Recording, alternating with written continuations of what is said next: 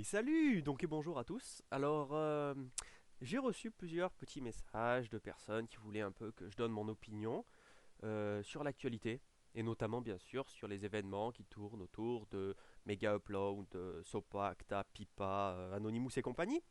Et donc du coup pour l'occasion, je me suis dit que j'allais faire une petite vidéo tout simplement d'explication d'un peu ce que je pense.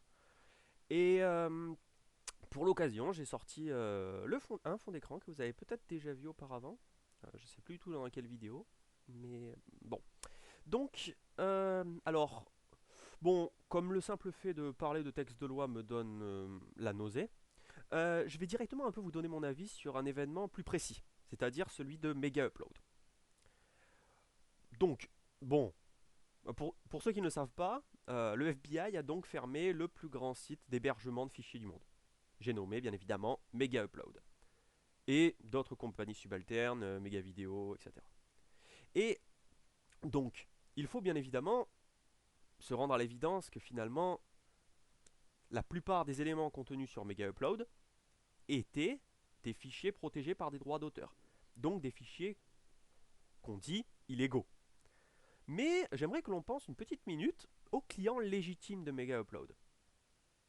Alors, même s'ils ne représentent sûrement qu'une minorité, je ne pense pas que la fermeture pure et simple, sans avertissement, pour ceux qui en dépendent, soit une solution très juste finalement. En fait, ça ressemble un peu à ce qu'on a pu voir dans nos petites classes, si vous vous rappelez, les punitions générales. Alors oui, alors là c'est un très bel exemple de justice. C'est-à-dire que ce n'est plus de la justice finalement, c'est une punition. Alors même si t'as absolument rien fait, bah t'es puni comme les autres. Voilà, c'est normal. C'est une question de statistique, tu vois.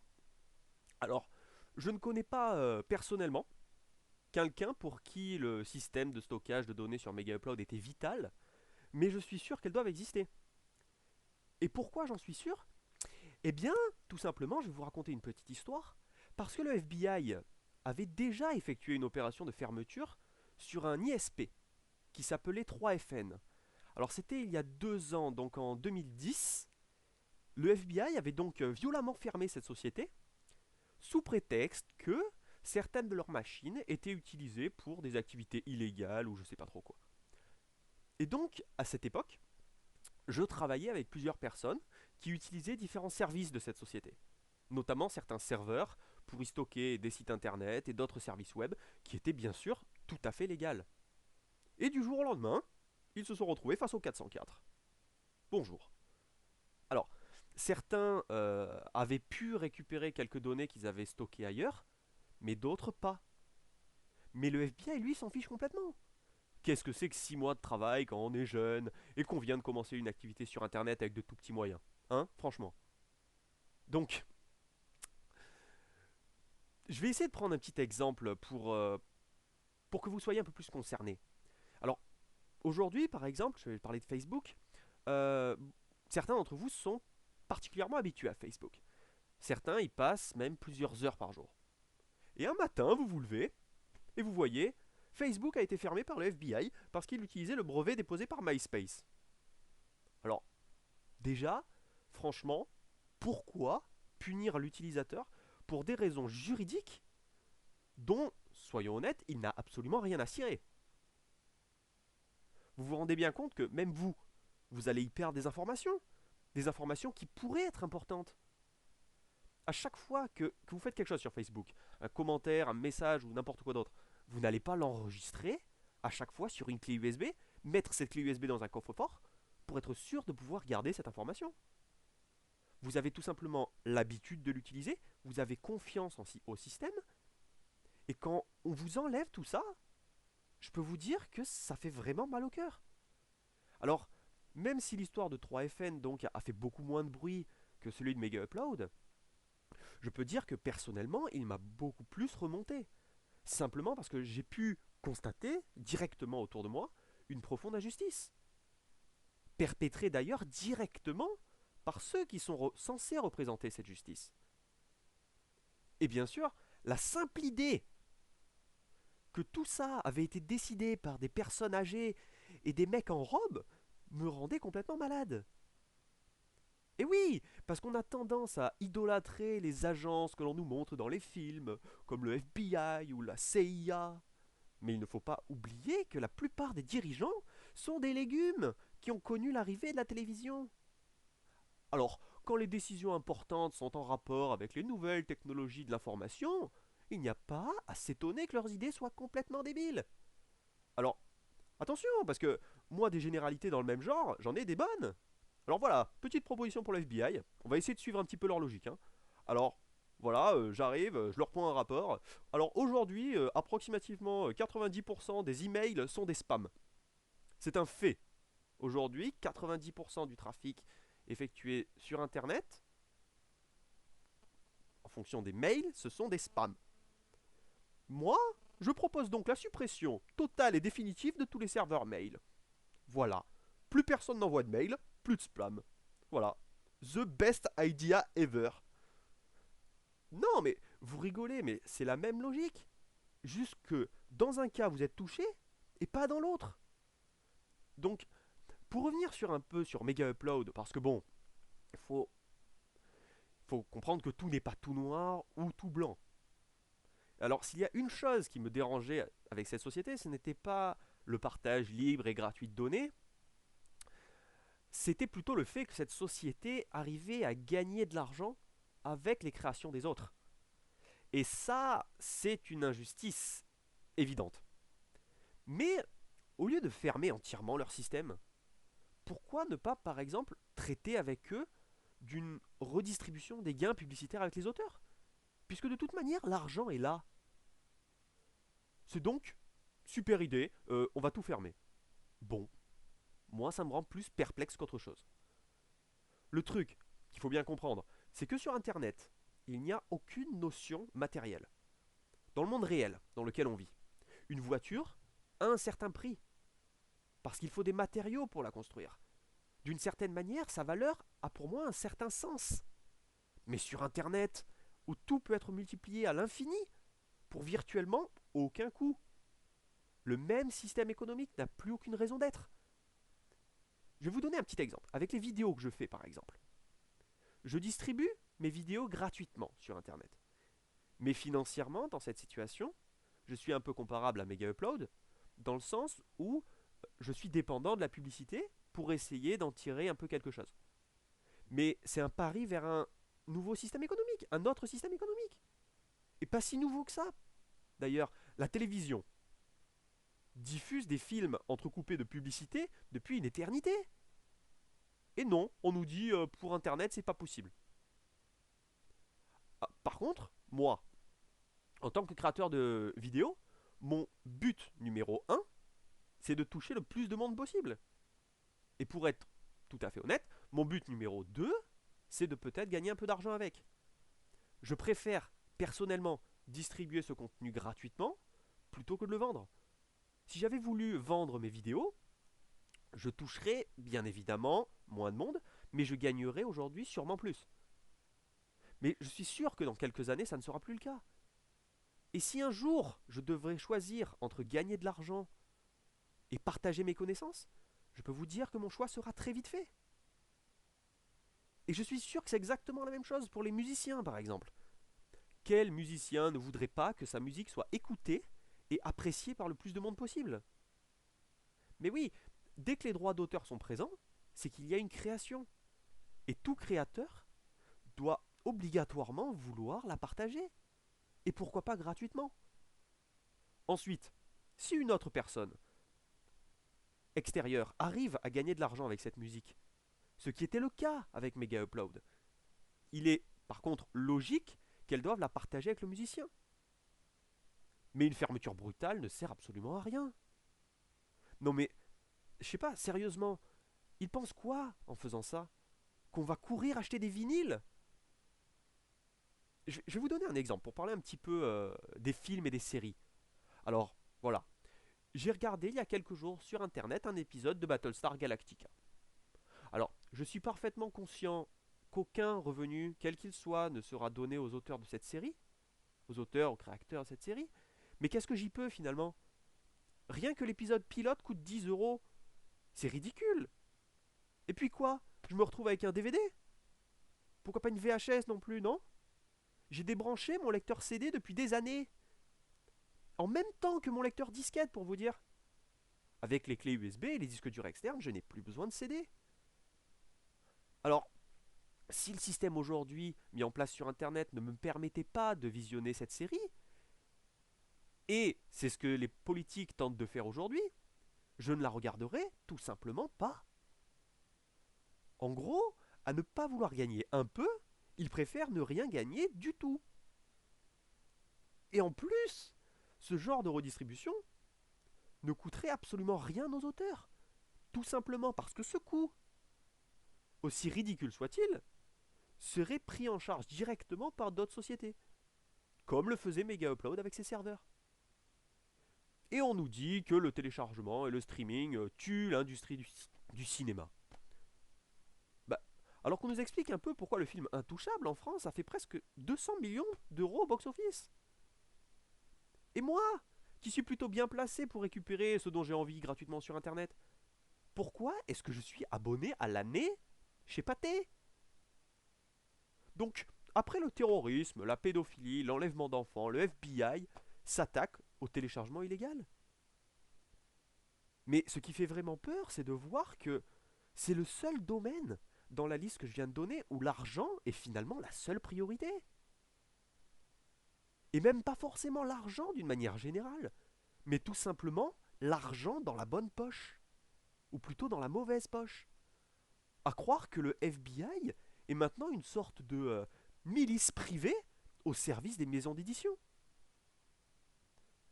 Pour parler d'une manière générale, je pense vraiment que les copyrights sont déjà morts et ne devraient même pas exister. Je m'explique. Dans une évolution technologique, il y a toujours des perdants. C'est un fait. Et même s'ils ont de l'argent, ils ne devraient pas être capables de lutter comme ça. Pour rester dans le même domaine, par exemple, dans un domaine qui serait assimilé mais un peu plus terre à terre. À l'arrivée du DVD, les usines qui fabriquaient les VHS ont tout simplement fait faillite. Point barre. C'est un fait. Le changement ne fait pas plaisir à tout le monde. Mais avec Internet, et par exemple les musiques, on se rend vraiment compte de l'inutilité de certains acteurs, notamment les maisons de disques. Et ces personnes qui aujourd'hui ont beaucoup d'argent tentent de modifier désespérément le système à coup de législation pour le ramener au plus proche de l'époque où eux gagnaient le plus d'argent. Alors personnellement, je ne vois absolument aucune différence avec cette histoire de VHS. Je suis désolé, c'est comme ça, tu es inutile, mais tu dégages. Voilà, je suis désolé, mais tu dégages. Le fait que tu sois riche ne change rien du tout. Par contre, garde ton argent parce que et commence à faire des économies tout simplement parce que tu n'en gagneras pas plus. Donc maintenant, à propos des textes de loi américains, alors je tiens à signaler donc que c'est important pour tout le monde parce que si les États-Unis se transforment lentement en une dictature numérique, où finalement l'internaute se retrouve avec de moins en moins de liberté, on peut être sûr et certain que le monde entier sera touché, directement ou indirectement. Le web, lui, se fiche complètement des frontières. D'ailleurs, par exemple, à l'heure actuelle, en ce qui concerne mes vidéos, il y a presque autant de Français que de Marocains qui les regardent. Donc au passage, un petit coucou à tous nos amis du Maroc. En tout cas, je ne serais pas la personne que je suis aujourd'hui s'il n'y avait pas eu les États-Unis sur cette planète. Et s'il n'y avait pas eu les États-Unis connectés au réseau. Je n'y suis jamais allé physiquement, mais la plupart des choses que je connais ou que j'ai faites, d'une manière ou d'une autre, sont en rapport avec les États-Unis. Donc, bon, je ne vais pas faire des descriptions soporifiques de ces textes, parce que finalement je m'ennuierai autant que vous, mais surtout parce qu'il risque d'y avoir pas mal de changements. Alors on ne va pas s'attarder sur des détails inutilement. Si, en parlant de détails, je suis allé voir sur Wikipédia un peu, voir le mec qui était à l'origine de Sopa là. Et je me souviens qu'il était né en 1947. Alors bon, je vous laisse faire le calcul, hein. Non, mais attendez, moi je ne juge pas les gens aussi rapidement, hein. C'est juste que bon, finalement ça colle plutôt bien avec ce que j'ai dit. Bon, alors, et là arrive aussi un autre problème dans nos sociétés. Alors, en plus de l'âge, je veux dire, même les hommes de science, d'une manière générale, représentent une partie ridicule de notre système politique. Nos dirigeants sont soit des avocats, soit des économistes. Et je suis vraiment désolé si vous faites vous-même partie de ces branches-là, mais pour moi, ce sont juste des personnes qui mettent des mots les uns derrière les autres. Aujourd'hui, la société tout entière est influencée par les nouvelles technologies. Et qu'est-ce qu'on voit arriver en politique? Les écologistes. Non mais oui, l'écologie, c'est politique. En fait, on prend un mot dans le dictionnaire et on en fait un parti politique. Du moment que ça rassemble des gens, on s'en fout complètement du reste en fait. Allez, xénophobe par exemple. C'est bon, j'ai mon parti politique. Eh ben oui, c'est beaucoup plus simple pour les gens et s'identifier rapidement. Et nos politiques s'en foutent complètement des solutions en fait, hein. Ils sont beaucoup trop occupés à se cracher les uns sur les autres. Et à chaque nouvelle élection, on a vraiment l'impression qu'ils vont nous sauver. À croire que la politique se transforme progressivement en une nouvelle religion. Mais oui, regardez, l'élection de Barack Obama, ou même de Sarkozy en France, je suis désolé, mais ça ressemblait vraiment à l'élection du nouveau Messie. À croire vraiment que les citoyens ne sont absolument pas responsables de l'avenir de leur pays. Le concept même, par exemple, de pays est complètement inexistant sur Internet. Pour l'instant, en fait, la seule véritable barrière en ligne, c'est celle de la langue. Et certaines personnes doivent faire l'effort pour faire cette transition. Et c'est justement cette transition que j'essaie de faire en langue française. Donc, et mes vidéos par exemple, vous pensez que je les fais par patriotisme? Que je vais interdire aux autres pays du monde de récupérer les informations que je donne? Tout ça pour l'avenir concurrentiel de la France dans le domaine informatique? Mais n'importe quoi! Je me fiche complètement des frontières et de la soi-disant concurrence extérieure qui est la malle de tous les maux. Si quelqu'un veut acquérir de nouvelles connaissances, je ne vois absolument pas pourquoi l'en empêcher. C'est pourtant cette même idée qui est derrière ces textes de loi. Les nouvelles générations, bercées dans la liberté du net, comprennent très bien que les frontières perdent de leur sens. Je me sens par exemple beaucoup plus humain aujourd'hui que français. Je partage les informations que j'ai avec les membres de mon espèce, pas avec ceux qui ont les mêmes lettres que moi sur leur carte d'identité. Là encore, c'est un peu la même idée d'élitisme dont j'ai parlé tout à l'heure. Je ne veux pas que mes vidéos, ou le contenu de mes vidéos, soit limité par les frontières ou les ressources financières. Ça me semble complètement immoral. Et c'est vraiment une notion d'arriéré. Je vous le dis aujourd'hui, et j'en suis vraiment convaincu, Internet sera la source du nouveau gouvernement mondial. Donc, maintenant pour parler un peu d'Anonymous, alors c'est vraiment amusant ce petit groupe parce que c'est vraiment, voilà, c'est donc un groupe de hackers qui arrive à attirer la sympathie de l'opinion publique. Et c'est vraiment amusant parce que la plupart des gens pensaient, alors il n'y a pas si longtemps que ça, qu'un hacker était forcément quelqu'un de mauvais, qui utilisait ses connaissances pour leurrer, piéger, voler, etc. Et c'est toujours agréable de voir les gens changer d'opinion. En tout cas, ce sont des activistes et je partage avec eux les mêmes convictions sur l'avenir d'Internet. Et de voir que certains gouvernements pensent s'y attaquer alors que c'est vraiment, comment dire, le symbole de la démocratie, c'est vrai qu'il est normal de réagir. Maintenant, Anonymous est plus un symbole qu'autre chose dans les événements qui peuvent se produire. La solution se devra d'être politique. Certaines, quelques, quelques personnes, aussi compétentes soient-elles, ne pourront pas venir avec une solution à ce genre de problème. Bien évidemment, comme je l'ai dit, ils peuvent changer l'opinion publique, ce qui pourra faire réagir les politiques. Dans ce même rôle, par exemple, Wikipédia a su faire passer le message et donner sa position. Donc, pour résumer, pour le moment, je dirais juste qu'il n'y a pas vraiment besoin de s'alarmer. Aucun texte précis n'a été voté à l'heure actuelle. Ensuite, si vous êtes un révolutionnaire dans l'âme, rien ne vous empêche de vous agiter et de hurler à la mort. Ne serait-ce que pour faire passer le message, ça ne sera jamais inutile. parce qu'il est toujours bon d'informer les gens qui sont dans l'ignorance. Donc, c'était donc Björnulf et son avis sur les événements de l'actualité. À vous les studios!